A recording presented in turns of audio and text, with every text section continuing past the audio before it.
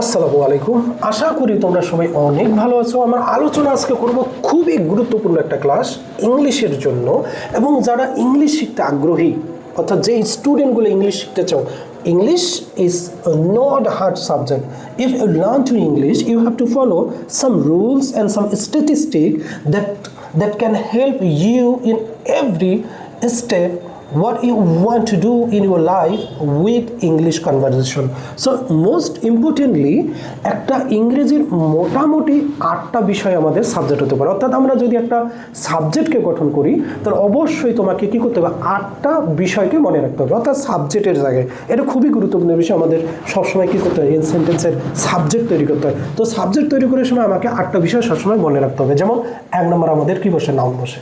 Noun দিয়ে আমি subject তৈরি করতে পারি, অর্থাৎ সেন্টেন্সের প্রথমে তুমি যে কোনো একটা নাউন বলো, তোমার সামনে যা আসবে সব কিছুই যে নাউন, এটাকে আমি এবং তুমি কিন্তু জানি। আমি যদি বলি যে বাংলাদেশ, তো বাংলাদেশ তো একটা নাউন, তাই না? তা Bangladesh is a riverine country. Bangladesh একটি নদীমাতৃক দেশ। এই যে বাংলাদেশটা আমি ব্যবহার করলাম সেন্টেন্সের প্রথমেই, এটাই কিন্তু হলো আমাদের একটা কি, নাউন। এবং এই নাউনটার মাধ্যমে আমাদের কি হচ্ছে, সাবজেক্ট তৈরি হচ্ছে। আমি যদি বলি রহিম ইজ মাই ফ্রেন্ড, রহিম আমার বন্ধু। মাই ফাদার, এটাও আমাদের নাম। মাই কান্ট্রি, এটাও আমাদের নাম। দ্য ওয়ার্ল্ড, এটা আমাদের নাম। দ্য হ্যাপিনেস, এটাও আমাদের নাম। এই যে আমরা নাউনটাকে গঠন করতেছি, এই নাউনটা বলতে পারা মানে কি, আমাদের একটা সাবজেক্ট তৈরি হবে। যখনই আমি যেটা বলবো এটাই নাম। দ্য টেলিভিশন বললাম, এটা আমাদের নাম।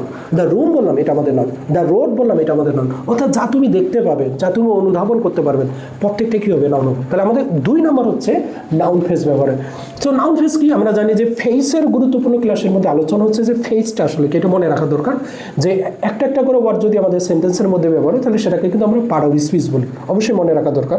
অর্থাৎ একটি একটি করে ওয়ার্ড যদি আমাদের সেন্টেন্সে ব্যবহার হয়, এবং ওই পার্ট অফ ওয়ার্ডগুলোকে আমরা কি বলি, পার্ট অফ স্পিচ বলি। কিন্তু একাধিক পার্ট অফ স্পিচ যদি একটা পার্ট অফ স্পিচ হিসেবে ব্যবহার হয়, সেটাকে আমরা কিন্তু কি বলি, ফেজ বলি। আর ফেজগুলোও সাধারণত আমাদের একটা সেন্টেন্সের সাবজেক্ট হতে পারে। যেমন the first boy of our class, অর্থাৎ আমাদের ক্লাসের প্রথম ছেলেটা ইজ পোলাইট, এটা ভদ্র ছেলে। The first boy of our class, the first boy of our class, এটা কিন্তু। অর্থাৎ the country in the world, the boy standing beside the door, এই যে এরকমভাবে। অর্থাৎ প্রথমে একটা নাউন বলে নিব, আমাদের এটা খুবই ইজি একটা ব্যাপার যে আমরা প্রথমে নাউন ব্যবহার করতেছি একটা সাবজেক্ট গঠনে। তো দ্বিতীয় নম্বর তো নাউনটা বলবা, ওই নাউনের সঙ্গে একটা প্রিপজিশন যুক্ত করবা। যে প্রিপজিশন যুক্ত করে অতিরিক্ত অংশগুলো তুমি সেন্টেন্সের মধ্যে যুক্ত করতে পারো। যে a photo taken by my mobile phone is very unique that can not capture it. So এই যে আমরা এটা দ্য ফটো আমরা প্রথমেই ব্যবহার করলাম। সো এটা 3 নম্বর হচ্ছে আমাদের কি ব্যবহার হবে, আমাদের একটা নাউন ক্লোজ ব্যবহার হবে। আমরা জানি যে ক্লোজ কি, ক্লোজ সাধারণত আমাদের একটা কমপ্লেক্স অথবা কম্পাউন্ড সেন্টেন্সের ব্যবহার। আমরা জানি যে কমপ্লেক্স এবং কম্পাউন্ড সেন্টেন্সের সাধারণত ক্লোজ ব্যবহার হয়। সো এই ক্ষেত্রে কম্পাউন্ড সেন্টেন্সের ক্লোজ দুটোই হলো আমাদের ইন্ডিপেন্ডেন্ট, এবং কমপ্লেক্স সেন্টেন্সের একটা ক্লোজ ডিপেন্ডেন্ট হয়, আরেকটা কি হয়, ইন্ডিপেন্ডেন্ট হয়। যেমন why you learn English, why you learn English, কেন তুমি ইংলিশ শেখো, ইজ অবভিয়াস টু অল, এটা সবার কাছে পরিচিত। এই যে প্রথম অংশটা আমরা ব্যবহার করলাম, why you learn English is obvious to all. So এই যে ওয়াই ইউ লার্ন ইংলিশ, এইটাই কিন্তু আমাদের একটা কি হলো, একটা হলো আমাদের সাবজেক্ট অংশ, কিন্তু অবশ্যই সেটা হলো আমাদের একটা ক্লোজ। কারণ ক্লোজ হওয়ার শর্ত হলো একটা সাবজেক্ট থাকবে, একটা ফিনেট ভার্ব থাকবে, এবং তার একটা অবজেক্ট থাকতে পারে অথবা নাও থাকতে পারে। তাহলে এটাকে আমরা ক্লোজ বলি। তাহলে পরের অংশে আমাদের আরেকটা ক্লোজ আছে। সো এরপরে হচ্ছে 4 নম্বরে হচ্ছে ইনফিনিটিভ। ইনফিনিটিভ হলো কি, আমাদের সেন্টেন্সে সাধারণত 2 ধরনের ভার্বের ব্যবহার হয়। একটা হলো ফিনেট ভার্ব ব্যবহার হয়, আর একটা নন ফিনেট ভার্ব অথবা ইনফিনিটিভ ব্যবহার হয়। সো ফিনেট ভার্বটার ক্ষেত্রে আমরা আলোচনা করছি যে ফিনেট ভার্বটা সাধারণত কি হয়, টেন্সকে নির্দেশ করে। অর্থাৎ যেই ভার্বটাকে দেখে তুমি বুঝতে পারবেন এটা কোন tense, present tense, past tense, future tense, কোন টেন্স, এটা যখন তুমি নির্ধারণ করতে পারবে, এটা কিন্তু হয় কি, ফিনেট ভার্ব। কিন্তু আমাদের এখানে প্রশ্ন হচ্ছে যে নন ফিনেট অথবা ইনফিনিটিভ ব্যবহার করে তুমি সাবজেক্ট তৈরি করতে পারবে। যেমন টু ইট ইজ হিউম্যান, মানুষ মাত্রই ভুল। এই যে টু ইট, এটা হলো ভুল করা।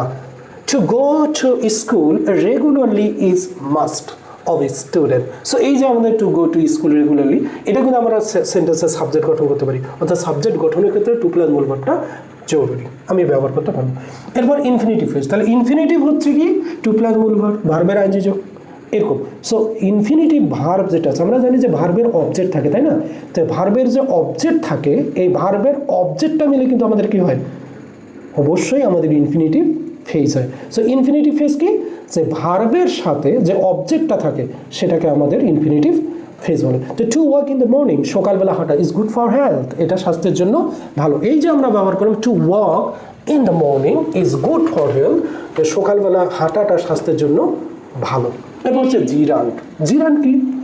জিরান হচ্ছে ভার্বের আইএনজি যোগ যা নাউন অর্থে ব্যবহার, এটাকে আমরা জিরান বলি। আর ভার্বের আইএনজি যোগ যেটা অ্যাডজেটিভের পূর্বে বসে, সেটাকে আমরা প্রেজেন্ট পার্টিসিপল অর্থাৎ অ্যাডজেটিভ বলি। সো এটার মধ্যে অনেক আলোচনা আছে, ইংরেজিতে অনেক পরীক্ষায় এই কোশ্চেনটা আমাদের আসে থাকে, পাবলিক পরীক্ষায় হোক, চাকরিতে হোক, বিসিএস হোক, বা যে কোনো পরীক্ষায় কিন্তু একটা কোশ্চেন আমাদের জিরান থেকে আমাদের চলেই আসে কিন্তু। তো জিরানের বিষয়টা হচ্ছে মনে রাখতে হবে, জিরান একই সাথে দুটো অর্থ বোঝাবে, একটা হলো ভার্বের অর্থ আর একটা কি নাউনের অর্থ।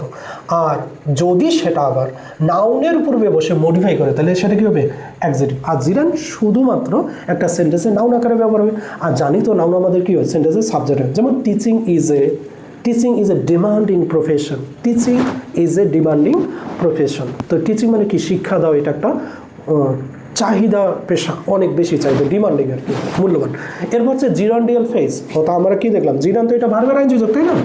যদি জিরানটা আমাদের ভার্বের আইনজি যোগ, একই সাথে কটা অর্থ বুঝে? দুটা, একটা হলো নাউনের অর্থ আর একটা ভার্বের অর্থ। তো সুতরাং এটার আমাদের কি থাকবে? একটা অবজেক্ট থাকবে। তো যদি অবজেক্ট থাকে, তাহলে জিরানের পরে যদি আমাদের একটা অবজেক্ট থাকে, তাহলে সেটাকে আমরা কি বলি? জিরান্ডিয়াল ফেজ বলি। তাহলে walking in the morning is good for health, সকালবেলা হাঁটা এটা আমাদের স্বাস্থ্যের জন্য ভালো। সো আমরা এখানে একটা পার্থক্য দেখি।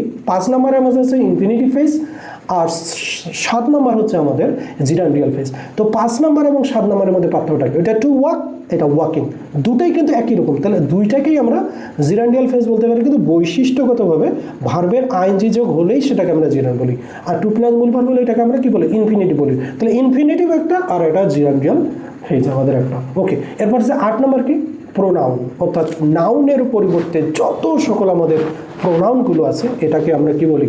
সাবজেক্ট আকারে ব্যবহার করতে পারি। অর্থাৎ নান ক্যান স্যাটিসফাই অল, কেউ সবাইকে সন্তুষ্ট করতে পারে না। সো এই যে গুরুত্বপূর্ণ আমাদের ক্লাসটা, যে সাধারণত 8টা বিষয়, এই 8টা বিষয় আমাদের সাবজেক্ট হতে পারে। এক নম্বর হলো noun, noun phrase, noun clause, infinitive, infinitive phrase, জিরান, জিরান্ডিয়াল ফেজ, অ্যান্ড প্রোনাউন।